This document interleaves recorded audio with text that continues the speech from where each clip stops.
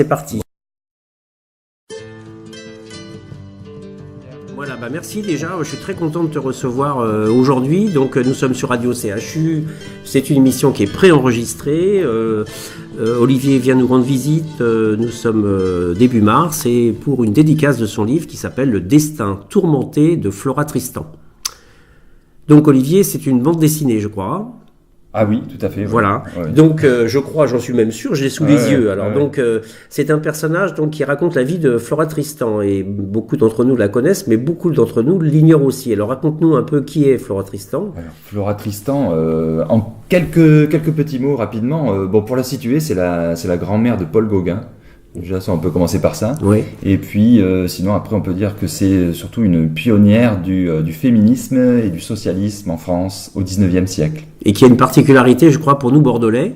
Et oui, c'est que elle est morte à Bordeaux et elle est enterrée à Bordeaux. Donc ça, au cimetière de la Chartreuse, qui est situé sur le mur sud. Vous pouvez demander aux gardiens, ils savent très bien vous renseigner. Et donc là, il y a un monument d'ailleurs. Il y a un petit monument. En fait, c'est un peu la seule trace qu'on a d'elle matérielle. Hein. C'est un petit monument qui a été érigé en hommage à elle par des ouvriers. Quoi. Voilà une souscription qui s'est tenue et voilà qui s'est passée en 1846 ou quelque chose. Hein. Parce qu'elle est morte en 43, elle est morte à 41 ans. Elle, hein. Donc première moitié du 19e siècle. Hein. Ouais. Voilà. Alors c'est un personnage qui a un destin tout à fait extraordinaire, hein, puisque raconte-nous un peu, Olivier.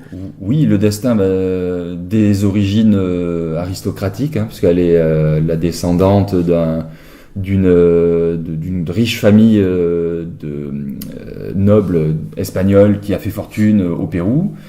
Et puis la légende voudrait aussi qu'elle soit descendante de Montezuma, l'empereur Inca, mais bon, ça c'est moins sûr, mais c'est en tout cas ce qu'elle a cultivé un petit peu, ce qu'elle a voulu faire croire. Et en fait, c'est une princesse déchue, hein, donc elle est de ses origines aristocratiques. En fait, son père va mourir alors qu'elle est très jeune. Et elle va se retrouver avec sa mère dans la misère. Et à partir de là, elle va avoir un destin assez extraordinaire, c'est-à-dire qu'elle va vouloir reconquérir à la fois sa fortune et son rang. Et ça va être tout le moteur de sa vie. Tout à fait, ouais.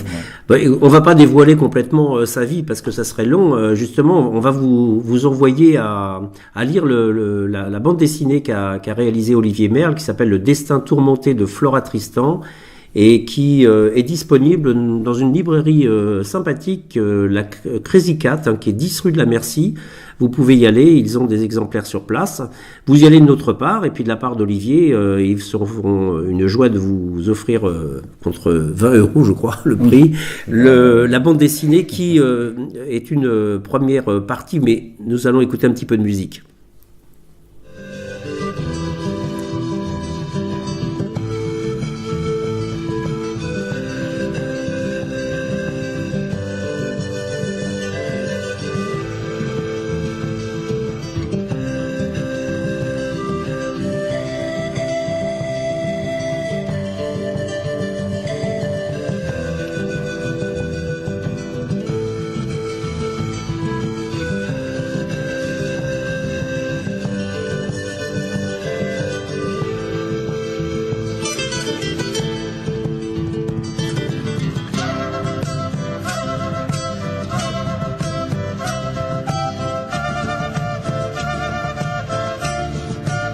Bonjour, vous êtes bien sur Radio CHU. Nous recevons aujourd'hui Olivier Merle. Enfin, nous sommes dans un entretien en direct différé, si je puis dire, puisque Olivier est de passage à Bordeaux et donc nous rend visite pour présenter sa bande dessinée sur le destin tourmenté de Flora Tristan, qui raconte une partie de la vie, pour l'instant, de Flora, parce que je crois qu'il va y avoir une suite.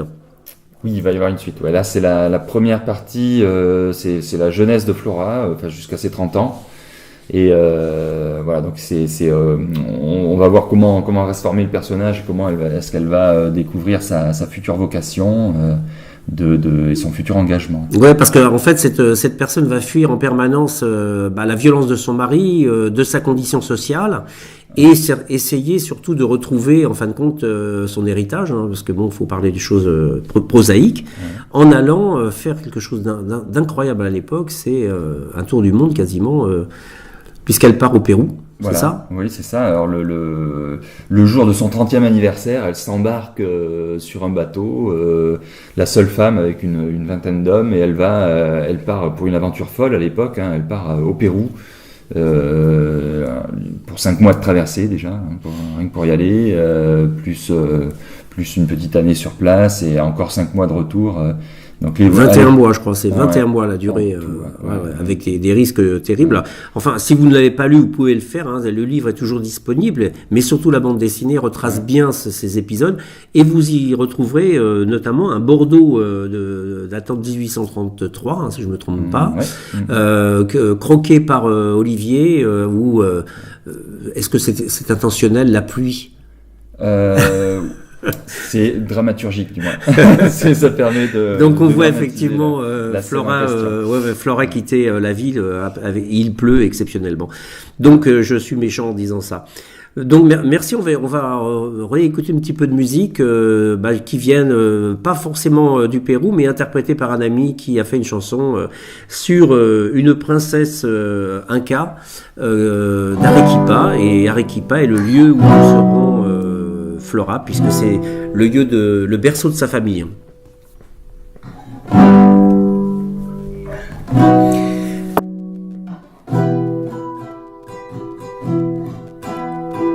Dans les rues d'Arequipa, elle avait croisé mes pas.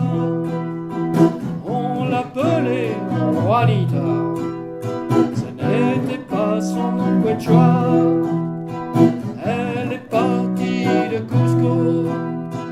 Son esprit comme un oiseau, voyageur sans frontières, perché sur les hautes pierres. C'était une jeune princesse des glaces. Elle serait bientôt déesse lasse. Vous êtes bien sur Radio CHU, nous recevons aujourd'hui Olivier Merle qui est de passage sur Bordeaux pour une dédicace de son livre, de sa bande dessinée, Le destin tourmenté de Flora Tristan, qui est disponible toujours à la librairie Crazy Cat que vous trouvez 10 rue de la Merci à Bordeaux. Vous savez, c'est entre la place Saint-Projet et l'Utopia pour les Bordelais, et pour les autres, c'est facile à repérer. Donc on vous y réservera le meilleur accueil. Olivier, merci encore d'être présent. Merci Jean-Pierre, c'est moi. Hein. Ouais. Et puis nous étions sur la possibilité d'un deuxième voire d'un troisième tome pour cette histoire, je crois. Le premier tome étant le départ vers le Pérou. Oui, alors le départ vers le Pérou, mais surtout tout ce qu'il y a avant, quoi.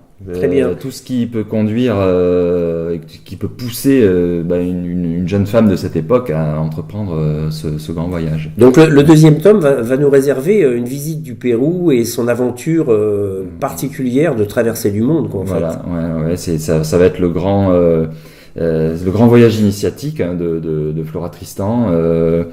Où elle va, ça va être le tournant de sa vie, quoi, en fait. Hein. Elle va arriver à se libérer d'un passé assez difficile et tourmenté, et pour pouvoir épouser vraiment une vie à la fois d'aventure et d'engagement. Et puis ce qui est bien, c'est que c'est justement, elle se découvre elle-même en découvrant les autres. C'est ce qu'elle explique d'ailleurs. Je cherche, il y a une phrase qui le résume, qui dit ça. En découvrant le monde, elle se découvre elle-même et elle va devenir écrivaine. Et voilà, exactement, elle va devenir écrivaine. À 17 ans, faut pas oublier qu'elle était illettrée, hein. Donc elle savait ni lire ni écrire. Elle apprend à lire et à écrire toute seule, et elle va devenir écrivaine.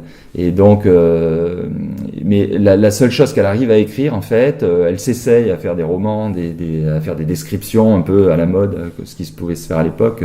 Elle n'y arrive pas vraiment. Et là où elle est bonne, c'est justement en parlant des gens et en allant à la rencontre des gens et en les décrivant en parlant d'eux, quoi. Alors ça s'arrête le deuxième thème de cette BD, hein, le deuxième tome plutôt, pardon, et thème. Ouais. Et puis bien sûr là on n'aura pas le temps vraiment d'en parler, mais il y aura un troisième tome qui devrait sortir sur son engagement militant, on va dire. Hein, c'est à la fois féministe et socialiste, puisqu'elle fait partie de ce qu'on pourrait appeler de la première vague socialiste utopique, avec Saint-Simon. Alors, je vous rappelle donc que vous pouvez avoir des informations sur le site de l'asso pourquoipas.org concernant Flora Tristan, que la sortie de cette bande dessinée nous a donné l'occasion de faire une exposition sur sa vie qui est très multiple, sa vie et ses intérêts. Qu'elle est disponible auprès de vos publics et que il est évident qu'on nous tiendrons au courant, bien sûr, sur notre page Facebook Flora Tristan, une femme dans le monde, que vous pouvez aller consulter. C'est gratuit. De toutes les activités que Olivier fait de son côté, hein, puisqu'il va à travers la France faire son tour de France à lui, hein, puisque c'est le titre d'un des ouvrages de Flora Tristan, le Tour de France. Et c'est d'ailleurs comme ça qu'elle meurt à Bordeaux. Vas-y, raconte-nous comment elle meurt, dans quelles conditions. Dans quelles conditions, c'est-à-dire que elle meurt d'épuisement, quoi. Hein, c'est-à-dire après avoir fait le Tour de France pour à la rencontre des gens, pour militer, pour promouvoir son projet d'union ouvrière. Ouais. Elle va mourir d'épuisement et alors elle est d'autant plus épuisée que en fait elle aura passé les 5 dernières années de sa vie avec une balle dans la poitrine, la balle que lui a tirée son mari, hein, voilà, qui l'aura persécuté aussi toute sa vie. Bah écoute, sur cette conclusion un peu triste, mais qui explique aussi pourquoi elle est morte un peu dans l'oubli, parce que elle est morte jeune, à 41 ans, donc elle était au début de sa carrière d'écrivain.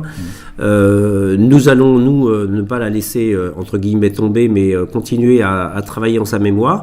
Et puis nous vous tiendrons, comme je le disais tout à l'heure, informés sur notre site, sur Facebook, sur les activités que mène Olivier et surtout son travail que nous attendons avec impatience pour la sortie de son 2e tome, donc sur la vie de Flora Tristan.